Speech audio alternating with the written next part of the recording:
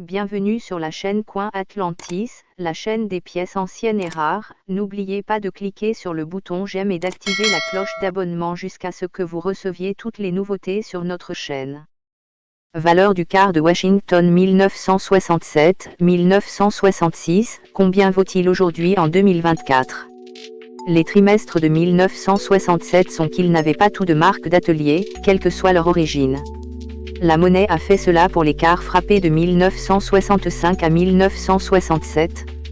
Indépendamment de cela, la monnaie a quand même réussi à produire 1,524 031 848 trimestres de grève commerciale de 1967, dont beaucoup sont parvenus jusqu'à aujourd'hui. Les experts en numismatique estiment qu'il en existe encore aujourd'hui plus de 381 millions, tous niveaux confondus. On estime que plus de 114 millions de personnes ont une note MS60 ou supérieure, et près de 23 millions ont une note MS65 ou supérieure. Pour cette raison, ces pièces peuvent coûter aussi peu que $1 pour un échantillon MS60. Vous avez besoin d'une pièce d'au moins un MS67 pour obtenir plus de $100.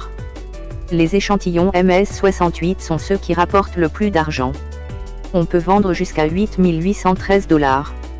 Le quart de 1966 est une partie importante de l'histoire de la monnaie des États-Unis et est qualifié de pièce de transition car il a été frappé pendant la période de pénurie de pièces, également connu sous le nom de quart de Washington. Avant le trimestre de 1966, la série de pièces précédentes était principalement composée d'argent, 90%. Cependant, le quart de 1966 comprend 75% de cuivre et 25% de nickel. Pendant la période de production des quarts de 1966, la monnaie des États-Unis n'a pas produit de jeu d'épreuve. Cependant, les coffrets Pro-Off ont été transposés avec un coffret neuf spécial et ont également été présentés dans les trimestres 1965 et 1967. Ces ensembles spéciaux de pièces de monnaie étaient le moyen utilisé par la monnaie pour lutter contre la pénurie de pièces de monnaie qui ravageait l'économie américaine à l'époque. En plus de cela, l'année 1966 a été l'année où le gouvernement américain a décidé de cesser de produire des pièces portant des marques d'atelier.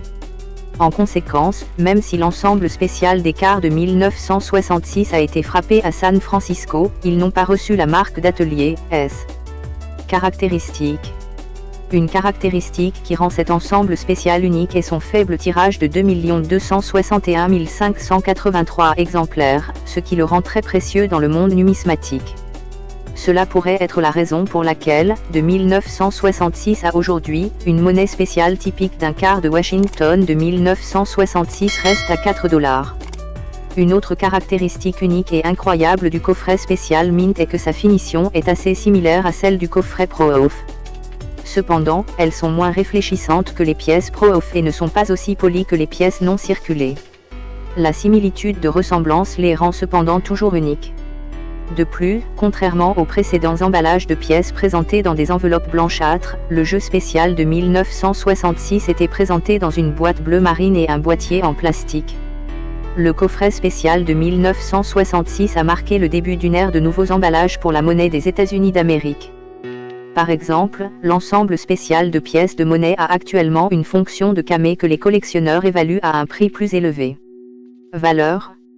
La valeur des quarts de grève spéciaux de 1966 de qualité inférieure est équivalente à leur valeur nominale. Cela comprend les quarts de 1966 classés bons, très fins et extrêmement fins. Pour obtenir une valeur réelle pour cette pièce, la qualité de la pièce doit être d'au moins SP64, ce qui coûte entre 80 et $100. Les qualités supérieures comme le SP68 sont extrêmement rares et coûtent entre 1050 et $21 000.